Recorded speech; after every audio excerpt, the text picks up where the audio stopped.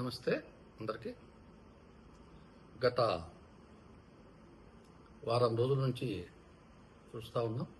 Social మీడియాలో అయితేనేమి, ప్రెస్లో అయితేనేమి, పవన్ కళ్యాణ్ గారి పైన తెలంగాణ నాయకులు లేనిపోని అభాండాలు వేస్తూ ఉన్నారు.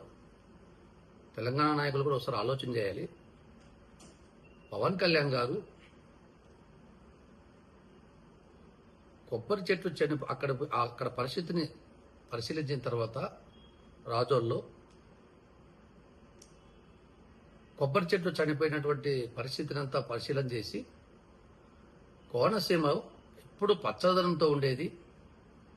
ఈ పచ్చదనం గురించి ఆంధ్ర ప్రజలైతేనేమి, తెలంగాణ ప్రజలైతేనేమి అంతా కూడా చర్చించుకునేవాళ్ళు అని చెప్పి అన్నారే గాని ఆయన ఎక్కడ కూడా తెలంగాణ ప్రజల వల్ల ఈ విధంగా జరిగిన అటువంటి మాట ఎప్పుడు అనలేదు. అది ఒక సందర్భం, ఏదో అక్కడ మాట్లాడే సందర్భంలో ఒక పచ్చదనం గురించి వివరించేందుకోసం ఆయన మాట్లాడినాడు. కానీ దాన్ని అంతా కూడా ఒకసారి ఆలోచన చేయాలి తెలంగాణ నాయకులు కూడా.